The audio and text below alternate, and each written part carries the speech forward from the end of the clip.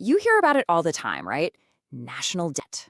America's is over $30 trillion. China's over 18 trillion. In fact, pretty much every country on Earth is drowning in it, which leads to this weird paradox that doesn't seem to make any sense. If everyone owes money, what's the grand total? Well, the number is just staggering. We're talking about a global debt mountain of $300 trillion. That's 3 times the size of the entire global economy. I mean, to put that in perspective, if you stacked that in $1 bills, you could get to the moon and back 50 times. It's insane. And it all boils down to one very simple question. If all the countries are borrowing, who exactly is doing all the lending? It feels like a riddle, but the answer reveals the engine that literally powers our entire modern world. And here's where it gets all tangled up. We often hear that China is America's biggest lender, and yeah, they're a huge player. But here's the twist. China itself is massively in debt. And guess who they owe some of that money to? You got it, American institutions. It's this confusing, knotted web where almost everyone is both a borrower and a lender. Now, the crucial thing to get is this. It's not some weird accounting mistake. This is the fundamental design of our global financial system. In understanding who this debt is actually owed to, well, that means understanding how our world really works. So, to untangle this whole thing, let's zoom in. Let's forget the global view for just a second and look at a single country. Because the biggest lender, the one holding most of the debt, is probably not who you think it is. Let's take the United States, the most indebted country in the world. You'd probably assume most of that debt is owed to other big countries, right? But check this out. Roughly 70% of U.S. national debt is actually owed to itself, to its own citizens and its own institutions. So how is that even possible? It actually works through a surprisingly simple circle. When you put money in a savings account or a pension fund, that place doesn't just let it sit there. They need to invest it and make it grow. And one of the safest investments you can make is a government bond, which is really just a loan to the government. The government then takes that money to build roads and schools, and in return, it pays interest back to the bank or the fund, which in turn pays a little piece of that back to you. So in a very real way, your savings are actually funding the government. And the biggest players in this game are anyone sitting on huge pools of cash. We're talking about commercial banks, the pension funds managing your retirement, and insurance companies. That means your savings, your retirement fund, your insurance premiums, they are all part of this system, being used to fund the government's debt. You see, it becomes this self-reinforcing loop. The government pays interest, and that money flows right back to the lenders. Now they have more cash to buy, you guessed it, more bonds. The money just keeps cycling through the same system over and over again. Okay, so that's the picture inside one country. Now let's zoom back out and see how this whole thing scales up globally. Because that same circular logic doesn't just happen within countries, it happens between them, creating this massive, interconnected money go-round. So just like an American bank buys U.S. bonds, a foreign institution with spare cash will do the same thing. The savings of people in Japan might get used to buy Dutch government bonds. The interest from those bonds might then flow into Brazilian bonds. And the profits from Brazil could end up right back where we started, in U.S. Treasury bonds. It is one giant interconnected financial web.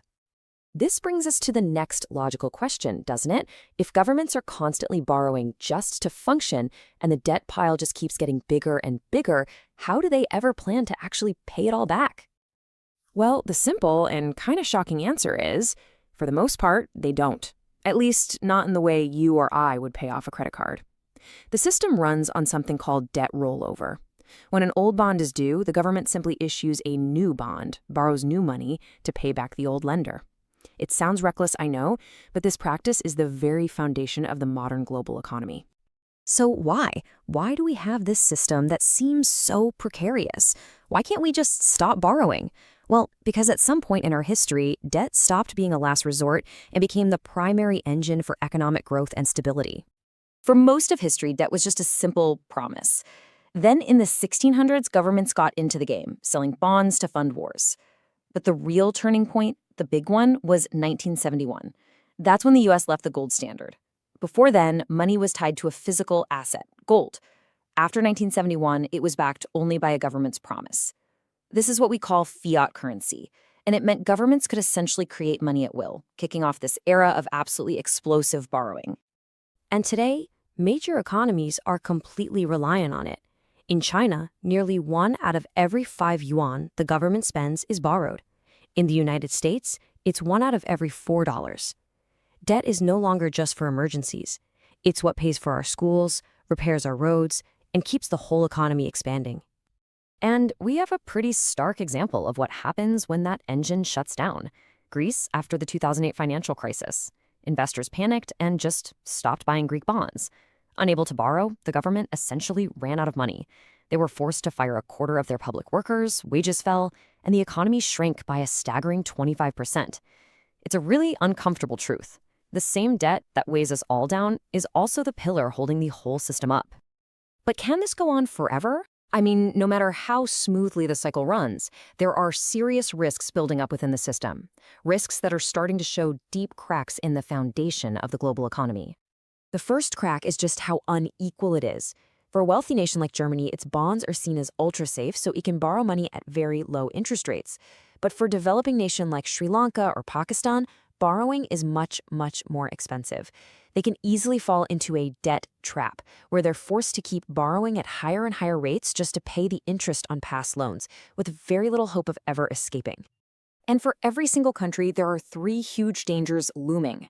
First, rising interest payments. As the debt gets bigger, more of the budget has to go to paying old loans instead of public services. Second, inflation.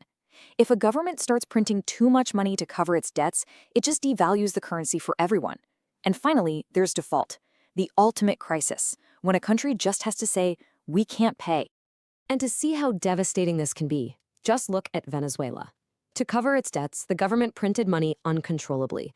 The result was hyperinflation so extreme that the price of goods was doubling every few weeks. A loaf of bread cost millions. The currency became worthless, and ordinary people saw their life savings just evaporate overnight. When a system built on promises feels this fragile, people start looking for something real. As confidence in currencies goes down, money flows into tangible assets like gold, driving its price to new highs. This projection shows that exact trend. It's a clear sign of growing anxiety about the stability of the whole system. So we come right back to that central tension. Our modern world, with all its growth and progress, is built on an ever-expanding mountain of debt. It's an engine that has to keep running faster and faster just to stay in the same place. And the question we're all left with is, how long can that engine possibly keep running?